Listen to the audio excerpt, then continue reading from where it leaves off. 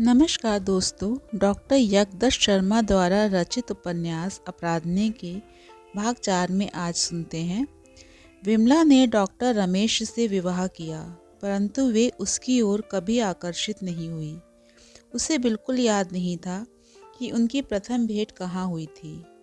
मंगनी के बाद डॉक्टर रमेश ने उससे बताया कि उनकी प्रथम भेंट कहाँ हुई थी। विमला ने उसकी ओर कोई ध्यान नहीं दिया। विमला ने रमेश के पास कभी रेस्टोरेंट में बैठकर नाश्ता किया होगा, तो उसका कारण रमेश का अच्छा होना नहीं। वे रमेश से बोली तो इसलिए कि वे खुश मिजाज थी। वे तो किसी के भी साथ बातें करके मुस्कुरा सकती थी। रमेश ने बताया कि एक दिन विमला से उसकी बातचीत भी हुई थी। तब विमला को याद आया कि वे जिस पार्टी में भी गई वहीं उसने रमेश को देखा। विमला ने स्मित हास्य से रमेश से कहा था, मैं आपके साथ कितनी ही पार्टियों में भाग ले चुकी हूँ, पर आपका शुभ नाम नहीं जान सकी। क्या आप अपना नाम बताने की कृपा करेंगे? रमेश विस्मय में रह गया। बोला, आपका मतलब है कि आप मेरा नाम भी नहीं जानती? मेरा तो आपसे परिचय कराया जा चुका है, फिर कई बार आपसे बातें भी हो चुकी हैं।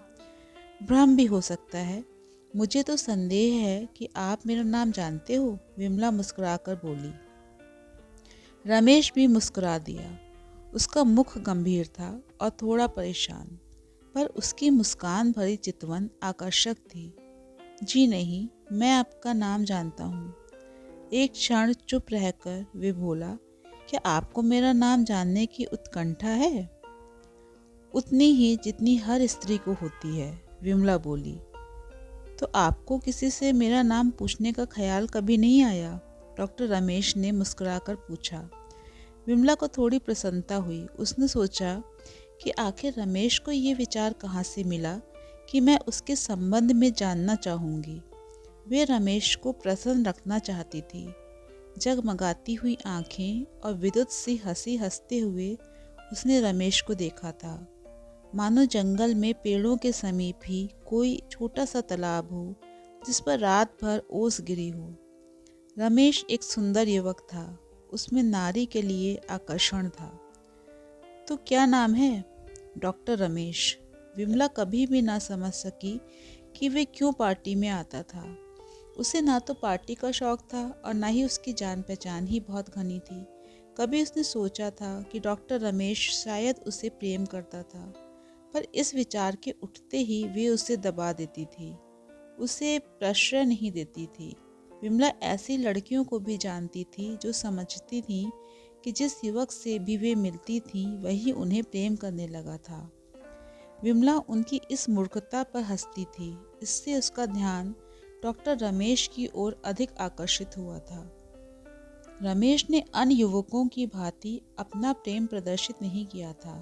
बहुत से युवकों ने उससे अपना प्रेम स्पष्ट प्रदर्शित किया था। बहुत से उसे अपने आलिंगन और चुंबनों से विभोर कर देना चाहते थे, परंतु डॉक्टर रमेश ने कभी ऐसा नहीं किया। ना ही उसने अपने संबंध में किसी को कुछ बताया। वे प्रायः चुप रहता था। विमला को कभी ये खामोशी बुरी नहीं लगी, कारण कि उसे स्वयं बातें करने की बहुत आदत थी। वे यदि कभी कोई रिमार्क पास करती और वे ही हंस देता तो बस यही उसे भला लगता था। उसने ये भी देखा था कि डॉक्टर रमेश जब बात करता था तो उसमें मूर्खता नहीं होती थी, वे शर्मीली प्रकृति का था। उसे मालूम था कि वे कुशल डॉक्टर था। एक बार रविवार को वे किसी के घर गया हुआ था। वहाँ और भी आदमी थे। वे वहाँ थोड़ी देर बैठा। उसे वहाँ विशेष प्रसन्नता नहीं हुई। वे लौट आया। विमला की माँ ने विमला से रमेश के विषय में पूछा। विमला ने कहा, मुझे मालूम नहीं। क्या आपने उन्हें नहीं बुलाया था इस पार्टी में? हाँ, मैं उससे मिली थी। उसी ने कहा था कि वे तुम्हें जानता है। उसने तुम्हें कई बार पार्टियों में देखा है। वे तुमसे मिल चुका है। मैंने कहा था कि मैं हर रविवार को घर पर ही रहती हूँ। रविवार को मैं कहीं नहीं जाती। उनका नाम डॉक्टर रमेश है और सरकारी सर्विस में है। हाँ, वे डॉक्टर हैं। क्या वे तुझे चाहता है? माँ ने पूछा। मैं नहीं जानती, विमला बोली। मैं समझती हूँ कि तुम अब समझदार हो गई हो। तुम ये जान सकती हो कि तुमसे कब और कौन प्रेम करता है, माँ ने कहा। यदि वह मुझसे प्रेम करता भी है तो भी मैं उससे विवाह नहीं करूँगी। वह आदमी भला है पर मेरे विवाह के लिए नहीं। विमला की माताजी चुप रहीं। उन्हें विमला की बात भली नहीं लगी। वे उदास हो उठी। उनकी चुप्पी से विमला काँप उठी। वे जानती थी कि उसकी माँ चाहती थी कि वे अब कहीं भी किसी से विवाह कर ले। उन्हें इसकी चिंता नहीं थी कि पात्र कैसा हो, केवल मेरा विवाह कर लेना ही उनको प्रसन्न कर सकता है। वे अब विमला को और अधिक कुंवारी नहीं रहने देना चाहती थी। विमला अगले सप्ताह में 3 बार डॉक्टर रमेश से मिली। उसने देखा कि डॉक्टर रमेश की झिझक अब पहले से कम हो गई थी। वे काफ़ी बोलता था। वे जीव विज्ञान का डॉक्टर था। अभी तक विमला केवल अपनी प्रशंसा सुनने की इच्छुक रखती थी। अपनी ही बढ़ाई वे सुनना चाहती थी। पर आज रमेश की वार्ता और उसके जीवन में विमला पर अपना प्रभाव डाला। विमला ने सोचा, कहीं उसे बहकाने के आशय से तो वे ये सब बातें नहीं बता रहा था। उसे लगता कि रमेश को वे अच्छी लगती थी, परंतु डॉक्टर ने अपनी ओर से इस प्रकार का कोई संकेत नहीं दिया। अगले रविवार को रमेश फिर विमला के यहाँ गया। विमला के पिता उस समय घर पर ही थे। पानी बरस रहा था, अतः वे उस दिन किसी पार्टी में नहीं जा सके। पिता और डॉक्टर रमेश में उस दिन बड़ी बातें होती रहीं। विमला ने रमेश के जाने के पश्चात पिताजी से पूछा कि उनसे उसकी क्या बातें हुई। वे साधारण प्रतिभा का युवक प्रतीत होता है, उन्होंने केवल इतना ही कहा। विमला को मालूम था कि उसके पिताजी को अपनी लड़की के लिए वर ढूंढते ढूंढते अब युवकों से चिढ़ सी हो गई थी। पिछले 4 वर्ष से बराबर युवकों का सम्मान करते करते वे थक चुके थे। पिताजी, आपको मेरे मित्र नापसंद हैं, विमला ने कहा। अपनी आंखों में निराशा लिए हुए विमला की ओर देखा और धीरे से बोले, क्या तुम्हारा इससे विवाह करने का विचार है? कतई नहीं, विमला सतर्कता के साथ बोली। क्या ये तुमसे प्रेम करता है? पिता ने पूछा। उसकी किसी भंगिमा से तो पता नहीं लगता। तुम्हें ये पसंद है? पिता ने पूछा। बहुत अधिक तो नहीं, कभी लगता भी है और कभी कतई अच्छा नहीं लगता। रमेश वास्तव में विमला के पथ पर चलने वाला नहीं था। मछौला कद, छरहरा बदन, मूछ दाढ़ी साफ, पर उसका नाक नक्श बहुत अच्छा था। उसकी आंखों की पुतली काली थी, उनमें चंचलता नहीं थी। उसकी आंखों में जिज्ञासा थी, परंतु सरलता नहीं। विमला कभी कभी सोचती थी कि उसका एक एक अंग कितना सुंदर बना था, पर फिर भी सब मिलाकर सुंदर नहीं कहला सकता। उसके चेहरे पर शांति थी, उसकी बातों में व्यंग छिपा होता था। विमला सोचती थी कि वे उसके योग्य नहीं था। उसमें कोई आकर्षण नहीं था। वे नीरस सा व्यक्ति था। वे ठीक से प्रेम प्रदर्शन करना नहीं जानता था। शरद जब तक समाप्त होने को आया, दोनों एक दूसरे को काफ़ी समझ चुके थे, परंतु रमेश अब भी विमला से उतना ही पृथक रहता जितना पहले था। उसमें अब झिझक तो नहीं थी, परंतु उसकी बातों में कोई लगाव या अपनत्व प्रतीत न होता था।